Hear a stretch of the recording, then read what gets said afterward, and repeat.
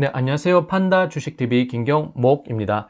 네, 이번 영상은 바이두 이번 주 요약하는 영상이 되겠습니다. 그래서 주가 흐름 먼저 볼 것이고요. 관련해서 대내외 뉴스들 한번 살펴보겠습니다. 우선 바이두는 전거래일, 최근 거래일 보면요. 3.65% 하락한 283.46달러로 이번 주 장을 마쳤습니다. 최근 흐름을 보게 되면 주가는 5거래일 연속 하락을 기록했고요. 한때 고가를 보면 354달러까지 갔지만 283달러를 기록하면서 상당폭 이제 주가가 하락한 것을 확인할 수 있습니다. 그래서 최근 들어서는 주가가 계속 이제 내리막을 보이는 것을 이래 차트를 일봉을 보게 되면 확인할 수가 있겠습니다. 네, 섹터별 맵을 보게 되면요. 이번 주에 섹터별 맵을 보면 금융주들, 파이낸셜이랑 엔터테인먼트, 디즈니가 좋았고, 그 다음에 이 부분은 이제 글자가 표시는 안 되지만 항공주가 됩니다. 경기 회복에 대한 기대감 살아나면서 항공주에 이제 자금이 유입된 걸 확인할 수가 있었습니다. 그리고 에너지 부분도 이제 최근 들어 이제 유가가 오름세 보이면서 이런 부분이 반영된 것 같습니다. 엑슨모빌이나 이제 쉐브론 같은 경우가 이제 주도를 했고, 오일이나 가스 관련된 종목들도 주가가 상승했습니다. 그리고 라우징이라고 해서 이제 숙박 관련주인 메리어트나 아니면 이제 힐튼이 될 텐데요. 이런 관련 호텔 관련 종목들도 주가가 올랐습니다. 트래블에서 버킹엄 그런 부분이랑 아니면 또 크루즈 관련한 종목들이 주가가 상승하면서 이렇게 그린라이트가 켜졌습니다. 그 다음에 스타벅스도 이런 경기 회복에 따른 소비가 늘어날 것이라는 기대 심리가 붙은 것 같습니다. 그래서 이 뉴욕 증시 상승세를 주도했던 이런 기술주들은 전반적으로 전체적으로 부진해서 이제는 뉴욕 증시 약세를 주도했지만 그래도 상대적으로 경기 회복을 수혜를 받을 수 있는 섹터들은 이렇게 그린라이트가 켜지는 모습, 이렇게 상승세를 나타냈습니다.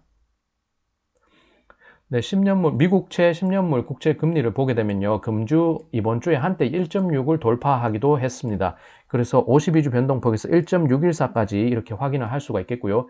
1.41 전후 수준으로 어느 정도는 이제 하락이 됐습니다. 그래서 오름세 속도가 조절되면은 주식시장의 영향력이 제한될 수도 있겠다는 어떤 안심하는 모습을 가질 수도 있겠습니다. 안심해 볼 수도 있는 그런 움직임이 장 막판에 나타났습니다. 네, 김학균 신영증권 리서치센터장은요, 미국 금리가 상승세를 유지할 것으로 보인다고 이렇게 분석을 했습니다. 그리고 금리 상승, 경기 회복, 금리 상승이란 것은 경기 회복의 산물이기 때문에 경기 민감주가 호재를 받을 수 있다고 이렇게 해석했습니다. 그리고 주식은 구조적 약세로는 반전되지 않을 것이라는 입장을 밝혔는데요. 금리 상승이 주식시장을 구조적인 약세장으로 반전시키지는 않을 것으로 보인다고 이렇게 말했습니다. 미 연준이 나설 수 있다는 입장을 드러내는데요. 양적 완화 확대를 통해 장기금리 상승을 억제하거나 장기간에 걸쳐 정책금리를 낮게 유지하겠다는 확약을 하는 형태로 금리 상승을 억제할 것으로 보인다고 이렇게 김학균 신영증권 리서치센터장은 분석을 내놨습니다. 네, 이 부분을 보면 매일경제의 관련 기사 발췌한 부분인데요. 다음 주의 고용지표가 양호할 경우에 인플레이션 우려가 확대될 수 있고 이것이 금리 상승세를 가팔라질 수 있게 할 수도 있기 때문에 이 부분은 주식에는 악재가 될 수도 있다고 이렇게 지적을 했습니다. 이 부분은 최근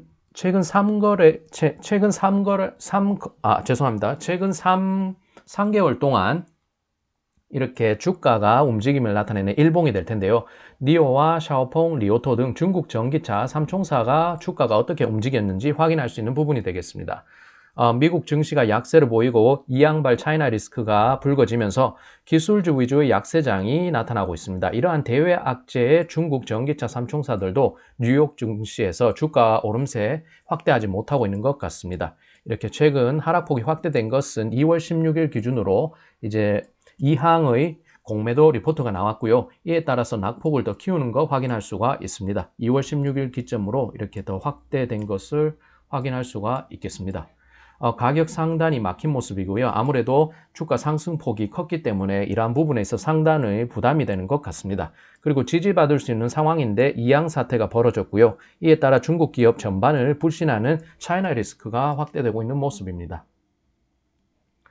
그래서 이 부분은 동방제부망이라는 중국의 금융 로컬 포털 사이트가 되는데요. 중국 테마주 시총을 상위 20개 종목을 보게 되면요.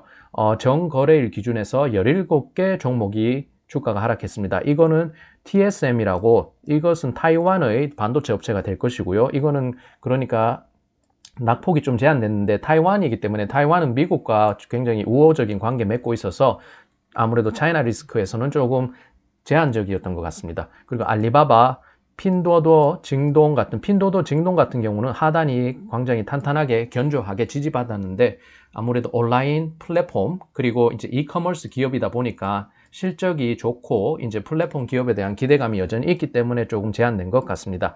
그런데 바이두 그리고 웨일라이라고 해서 니오 그 다음에 비리비리 뭐 이렇게 해서 뭐 이런 종목들은 주가 하락폭이 조금 상대적으로 컸습니다.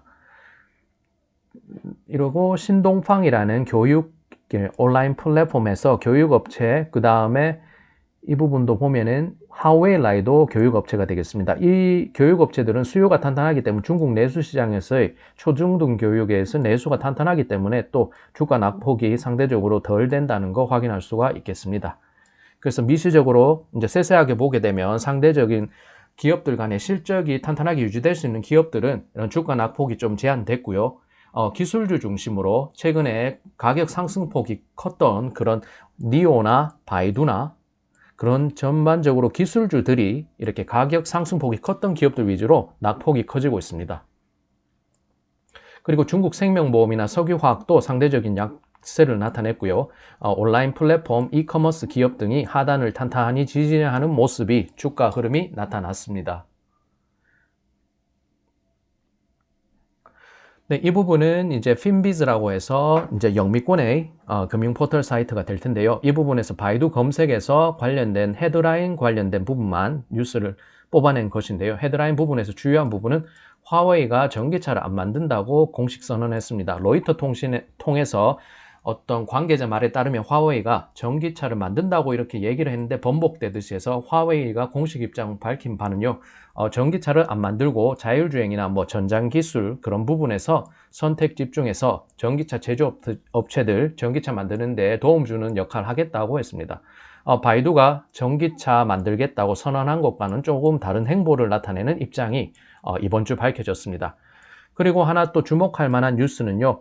모틀리풀에서 나온 바이두가 아이치라는 동영상 스트리밍 중국판 넷플릭스 이 사업 부문 왜 처분해야 되는지 이유 4가지를 내놓은 게 있습니다. 그 부분을 한번 보면 될 것 같습니다. 네, 우선은 Huawei spokesman denied the company plans to design EVs or produce its own branded vehicles, Reuters said. 그래서 이제 영미권에 퍼졌던 소식은 화웨이가 전기차 업체들과 협력할 거다. 총칭 창안 오토모빌과 할 것이라 했는데 그 소식을 공식적으로 부인하는 스포크스맨 대변인이 어떤 회사 관계자가 하는 말은 부인했습니다. 화웨이가 계획하고 있다는 것 말입니다. 전기차를 디자인하고 생산할 것이라는 것, 자신의 브랜드를 가지고 할 것이라는 거 부인을 했습니다. 어떤 보조 역할을 할 것이고 도움을 주는 역할을 할 것이다. 뭐 자율주행이나 아니면은 전기차 전장 부문에 있어서 자신들의 기술력 발휘해서 그런 사업할 것이지 직접적으로 브랜드 가지고 전기차 사업 안 할 것이라고 이렇게 공식 입장 밝힌 것입니다. 화웨이 isn't a car manufacturer 이라고 못을 박았습니다. 화웨이는 자동차 제조업체가 아니다. 그리고 대신에 aims to provide components from manufacturers. 그러니까 전기차 제조업체들의 부분에 있어 component, 부품이나 뭐 그런 필요한 부분을 이제 제공하는 거, 지원하는 것을 목표로 하고 있다. 뭐 그렇게 했습니다. 그래서 for reasons 아까 말씀드렸던 for reasons Baidu should divest its stakes in iQIYI. iQIYI라는 동영상 스트리밍 서비스의 지분을 왜 그렇게 처분해야 되는지 4가지 이유를 밝히겠다 해서 모틀리풀에서 나온 기사가 될 텐데요. iQIYI의 성장성은 이미 이제 절정에 달했다. 이제 발달될 때까지 다 발달이 됐고 이제는 이제 성숙한 단계이기 때문에 뭐 더 먹거리 줄 그런 여지가 없다라는 입장인 것 같습니다. 그리고 a dead weight on its bottom line. 그들의 주요 사업 부분에 있어서 dead weight, 어떤 짐이 되고 방해물이 될 것이다 라고 지적했습니다. iQIYI is simply a dead weight on both Baidu's top and bottom lines. 그리고 바이두는 owns more promising businesses. AI, 클라우드나 그런 서비스 같이 어떤 새로운 혁신을 창조해낼 수 있는 그런 부분의 사업에서 더욱 이렇게 전도 유망한 사업 부문을 가지고 있다. 그래서 처분하는 게 낫다. 그리고 세 번째 이유고요. 그 다음에 네 번째는 there are plenty of potential buyers. 원래는 보면은 Baidu was reportedly in talks to sell its stake in iQIYI to 알리바바랑 텐센트에 지난해 그러니까 2020년도에 알리바바랑 텐센트에 이 iQIYI 지분을 처분하려고 계획을 했는데 이제 정부가 중국 정부가요 antitrust probes 그러니까 독점 금지법 그러니까 알리바바랑 텐센트랑 워낙 이렇게 IT 부분에서 사업을 장악하고 있다 보니까 독과점 우려가 나왔습니다. 그래서 그 iQIYI를 처분하는 것을 중국 정부가 딴지를 걸었고 이게 연기된 상황이었습니다. 그렇게 하면서 네 번째 이유는 알리바바와 텐센트는 아니더라도 다른 업체들이 어떤 군침을 삼키고 있다. 이 iQIYI라는 기업을 이제 지분을 인수할 기업들이 많이 있다. 그렇기 때문에 처분할 필요가 있겠다라는 게 네 번째 이유가 되겠습니다. 그래서 사실 어떻게 보면 iQIYI를 처분하고 그 자금을 마련해서 바이두가 신사업하는 데 사용한다면 조금 더 좋은 방안이 될 수도 있겠다는 생각이 듭니다. 또 하나 주목할 뉴스는요. 바이두가 초중등 교육의 핑반해서 태블릿 PC 사업에 한번 이렇게 진출해 보겠다는 입장 밝혔습니다. 그래서 보면은 그래서 바이두가 전기 착공 실현하기 위해서는 시간과 자금이 필요한 상황이긴 합니다. 그렇기에 기술력을 발휘할 수 있는 신규 먹거리 사업으로 이익 창출하는 것도 어떤 필요한 수단이라고 생각합니다. 실제로 뭐 우리가 꿈을 가지고 있어도 실제로 그것을 하기 위해서는 자금과 시간이 필요하니까요. 그래서 바이두가 가진 그런 인공지능 아니면 새로운 첨단 기술 부문 그 기술력 활용해서 하나 플랫폼 어떤 하드웨어 부분에서 초중등 어린이 핑반 이제 태블릿 PC 사업하는 것도 좋은 방안이 될 수 있을 것 같습니다. 그래서 이제 중국의 네티즌의 의견을 보면 확실히 매우 좋은 것이다. 이렇게 교육 사업 진출하는 것에 대해서 굉장히 좋은 의견 나오고 있고요. 그 다음에 최시 부처 정말로 괜찮다. 굉장히 좋다. 부부가오 타이꼬엘러. 그러니까 초중등 태블릿 PC에서 1등하고 있는 뿌부가오라는 기업이 있는데요. 이 기업의 그런 태블릿 PC 가격이 너무 비싸다. 그래서 만약에 바이두가 하면 사고 싶다. 뭐 그런 입장이 되는 것 같습니다. 부야오슈의 뿌부가오 나머 그러니까 부부카오처럼 따라할 필요는 없다. 이게 하나인데 너무 비싸다. 이제 부부카오에서 나오는 브랜드가 아무래도 시장을 장악하고 있다 보니까 가격을 높게 매기는 것 같습니다. 그래서 방향은 맞다.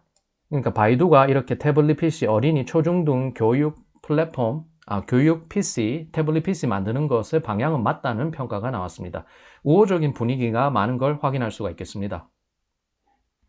네, 그래서 이 부분은 2020년도 2분기 중국의 학생 이제 플랫폼, 그러니까 태블릿 PC를 가지고 있는데요. 그 시장 점유율이 되겠습니다. 그래서 보면 뿌부가오가 41.8, 그 다음에 두슈랑이라고 하는 두 번째 2위 업체가 10.4, 그 다음에 요슈에파이라 우학파가 9.1, 그 다음에 소페왕이라는 데서 8.3 이렇게 거의 부부가오가 시장을 장악하고 있는 걸 볼 수 있습니다. 그렇다 보니까 이 부부가오는 제가 이제 검색한 바로는 이렇게 브랜드 모델들이 있는데 1600위안, 뭐 4000위안, 5000위안 그래서 최신 모델입니다. S5 프로라는 게 이제 최신 모델이 되는데 거의 5,000위안이면 85만원 돈이 됩니다. 우리 돈으로. 그래서 절대로 싸지 않은 태블릿 PC가 될 것입니다. 교육용 PC라고는 하지만 2,000위안, 뭐 3,000위안 끝에 98로 끝나는 건 중국이 워낙 9랑 8을 좋아하기 때문에 이렇게 가격 매길 때 책정할 때도 그렇게 하고 있습니다.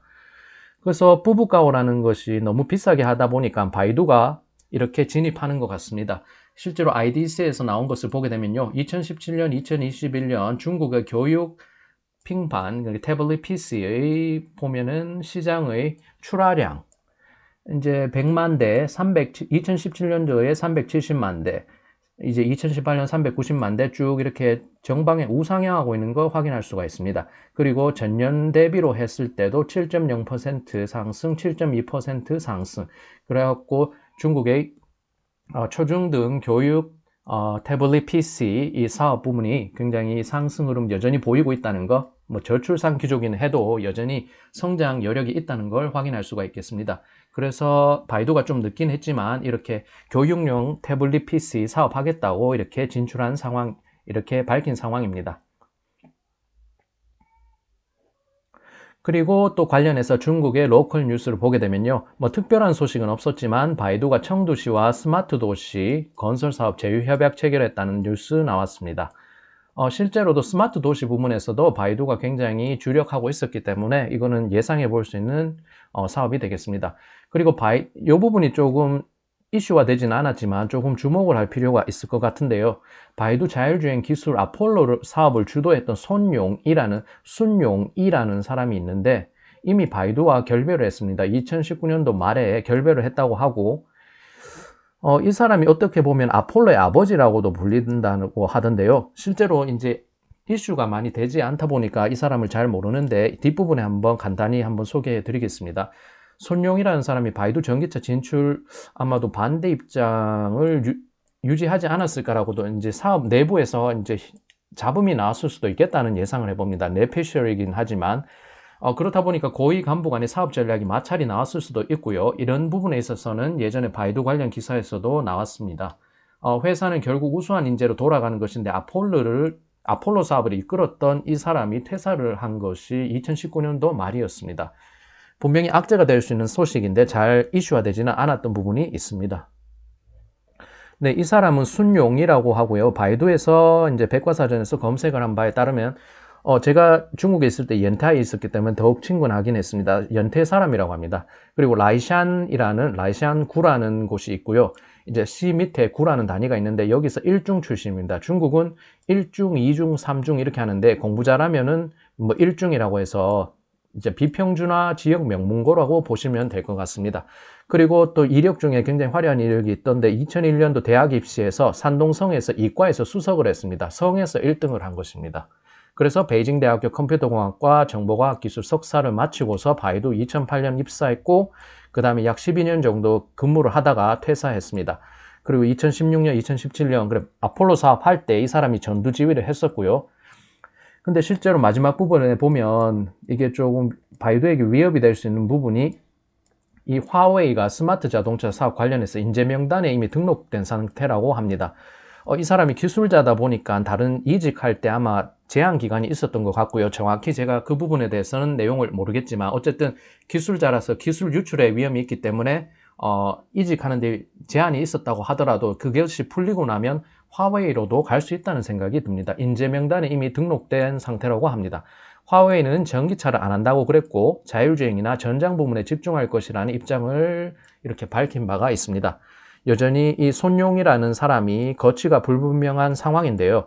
근데 만약에 손용이라는 사람이 화웨이로 이제 회사를 옮겨서 자율주행을 주도한다고 하면 바이두는 결국 죽 서서 개중꼴이 될 수도 있을 것 같습니다.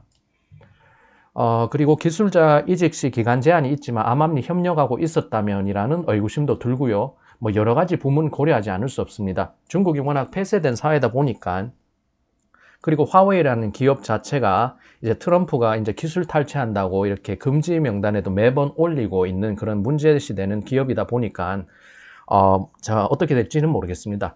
실제로 뭐 련정페이라는 아저씨가 중국 이제 화웨이를 이끄는 그 사람이 실제로 군인 출신이기도 하고요.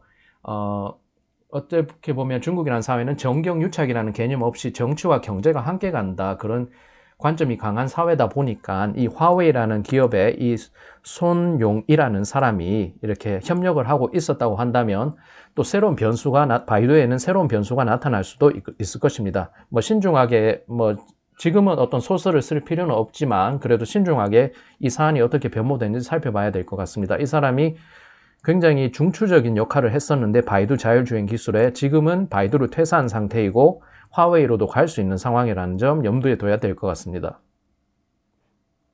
실제로 이렇게 이 손용이라는 사람이 이슈화된 적은 많이 없습니다. 아폴로 사업하고 자율주행 하다 보니까 2018년도, 2017년도 그렇게 아폴로 관련한 사안에서는 이렇게 뭐 안경을 끼고 후덕하게 이렇게 모습이 있는데요.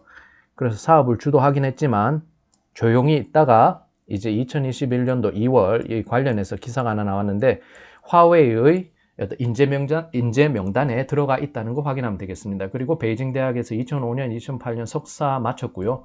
뭐 바이두에서는 2008년부터 뭐 이렇게 근무를 했었다는 소식이 있었습니다. 네, 여기까지 판다 주식 TV 김경목이었습니다. 바이두 관련해서 이번 주 움직임, 주가 움직임 정리해 드렸고요. 대내외 관련해서 소식들 간단히 한번 살펴봤습니다. 예, 다음번에도 관련된 바이두 관련된 영상이나 아니면 시황 준비해서 여러분들께 전해드리겠습니다. 예, 시청해 주셔서 감사드리고요. 예, 다음에 또 뵙겠습니다. 네, 그럼 안녕히 계세요.